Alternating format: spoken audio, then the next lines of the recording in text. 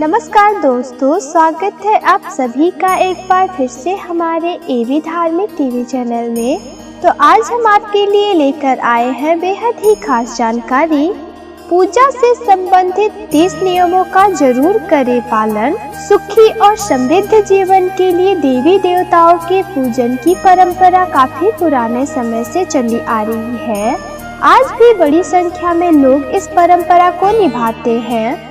पूजन से हमारी मनोकामनाएं पूर्ण होती है, लेकिन पूजा करते समय कुछ खास नियमों का पालन भी किया जाना चाहिए, अन्यथा पूजन का शुभ फल पूर्ण रूप से प्राप्त नहीं होता है। सामान्य पूजन में भी इन बातों का ध्यान रखें, शुभ फल की प्राप्ति होगी। पूजा के नियम इस प्रकार है। पहला, सूर्य, गणेश, दुर्गा, शिव और विष्णु ये पंचदेव कहलाते हैं। इनकी पूजा सभी कार्यों में अनिवार्य रूप से की जानी चाहिए। प्रतिदिन पूजन करते समय इन पंचदेव का ध्यान करना चाहिए। इससे लक्ष्मी की कृपा और समृद्धि प्राप्त होती है। दूसरा, शिव जी, गणेश जी और भैरव जी को तुलसी नहीं चढ़ानी चाहिए। तीसरा, माँ दुर्गा को दूर्वा, एक प्रकार की घास, नहीं चढ़ानी चाहिए। यह गणेश जी को विशेष रूप से अर्पित की जाती है। चौथा, सूर्य देव को शंख के जल से अर्घ्य नहीं देना चाहिए। पांचवा, तुलसी का पत्ता बिना स्नान किए नहीं तोड़ना चाहिए। शास्त्रों के अनुसार यदि कोई व्यक्ति बिना नहाए ही तुलसी के पत्तों को तोड़ता है तो पूजन में ऐसे पत्ते भगवान द्वारा स्वीकार नहीं किए जाते हैं। छठा, शास्त्रों के अनुसार देवी देवताओं का पूजन दिन में 5 बार करना चाहिए। सुबह 5 बजे से 6 बजे तक ब्रह्म मुहूर्त में पूजन और आरती होनी चाहिए। इसके बाद प्रातः 9 से 10 बजे तक दूसरी बार पूजन, दोपहर में तीसरी बार पूजन करना चाहिए। इस पूजन के बाद भगवान को शयन करवाना चाहिए। शाम के समय 4-5 बजे पुनः पूजन और आरती। रात को 8 से 9 बजे शयन आरती करनी चाहिए। जिन घरों में नियमित रूप से 5 बार पूजन किया जाता है वहां सभी देवी देवताओं का वास होता है और ऐसे घरों में धन्य धान्य की कोई कमी नहीं होती है। सातवां, प्लास्टिक की बोतल में या किसी अपवित्र धातु के बर्तन में गंगा जल नहीं रखनी चाहिए।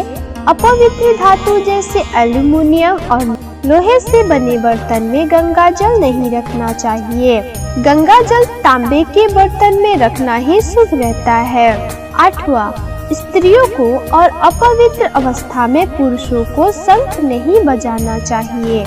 इस नियम का पालन नहीं किया जाता है तो जहाँ शंख बजाया जाता है वहाँ से देवी लक्ष्मी चली जाती हैं।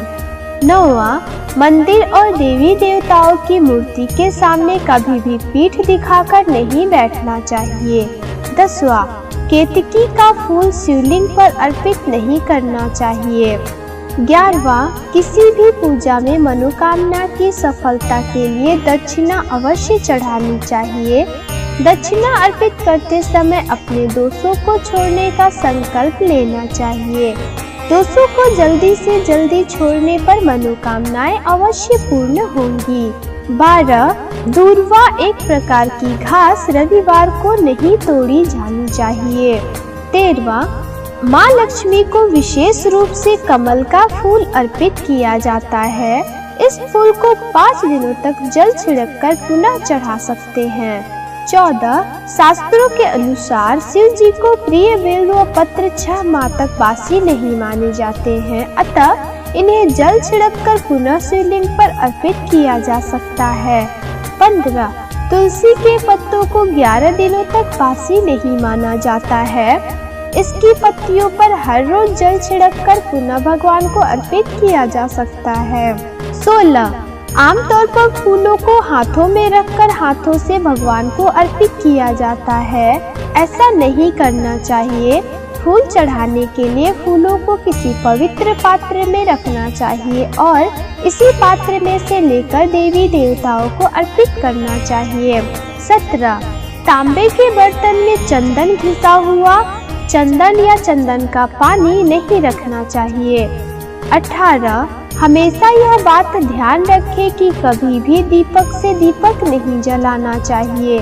शास्त्रों के अनुसार जो व्यक्ति दीपक से दीपक जलाते हैं वे रोगी होते हैं। 19 बुधवार और रविवार को पीपल के बीच में जल अर्पित नहीं करना चाहिए। 20 पूजा हमेशा पूर्व या उत्तर दिशा की ओर मुख रखकर करनी चाहिए। यदि संभव हो सके तो सुबह 6 से 8 बजे के बीच में पूजा अवश्य करें। 21 पूजा करते समय आसन के लिए ध्यान रखें कि बैठने का आसन ऊनी होगा तो श्रेष्ठ रहेगा। 22 घर के मंदिर में सुबह एवं शाम को दीपक अवश्य जलाएं। एक दीपक घी का और एक दीपक तेल का जलाना चाहिए। 23 पूजन कर्म और आरती पूर्ण होने के बाद उसी स्थान पर खड़े होकर 3 परिक्रमा अवश्य करनी चाहिए। 24 रविवार, एकादशी, द्वादशी, संक्रांति और संध्या काल में तुलसी के पत्ते नहीं तोड़ना चाहिए। 25 भगवान की आरती करते समय ध्यान रखें ये बातें। भगवान के चरणों की 4 बार आरती करें, नाभि की 2 बार और मुख की 1 या 3 बार आरती करें। इस प्रकार भगवान के समस्त अंगों की कम से कम 7 बार आरती करनी चाहिए। 26 पूजा घर में मूर्तियाँ 1, 3, 5, 7, 9, 11 इंच तक ही होनी चाहिए, इससे बड़ी नहीं, तथा खड़े हुए गणेश जी, सरस्वती जी, लक्ष्मी जी की मूर्तियाँ घर में नहीं होनी चाहिए। 27 गणेश या देवी की प्रतिमा 3, शिवलिंग 2, शालिग्राम 2, सूर्य प्रतिमा 2, गोमती चक्र 2 की संख्या में कदापि न रखें। 28 अपने मंदिर में सिर्फ प्रतिष्ठित मूर्ति ही रखें। उपहार, कांच, लकड़ी एवं फाइबर की मूर्तियां न रखें एवं खंडित, जली कटी फोटो और टूटा कांच तुरंत हटा दे। शास्त्रों के अनुसार खंडित मूर्तियों की पूजा वर्जित की गई है। जो भी मूर्ति खंडित हो जाती है उसे पूजा के स्थल से हटा देना चाहिए और किसी पवित्र बहती नदी में प्रवाहित कर देना चाहिए। खंडित मूर्तियों की पूजा अशुभ मानी गई है। इस संबंध में यह बात ध्यान रखने योग्य है कि सिर्फ शिवलिंग कभी भी किसी भी अवस्था में खंडित नहीं माना जाता है। 29 मंदिर के ऊपर भगवान के वस्त्र, पुस्तकें एवं आभूषण आदि भी न रखें। मंदिर में पर्दा अति आवश्यक है। अपने पूज्य माता पिता तथा पितरों का फोटो मंदिर में कदापि न रखें। उन्हें घर के नैऋत्य कोण में स्थापित करें। 30 विष्णु की 4, गणेश की 3, सूर्य की 7, दुर्गा की 1 एवं शिव की आधी परिक्रमा कर सकते हैं। तो दोस्तों पूजा से इन जुड़े सभी नियमों का पालन जरूर करें। आशा करती हूँ आपको हमारी जानकारी बेहद पसंद आई होगी। तो हम आपसे फिर मिलेंगे अपने अगले वीडियो में। तब तक के लिए आप सभी का धन्यवाद।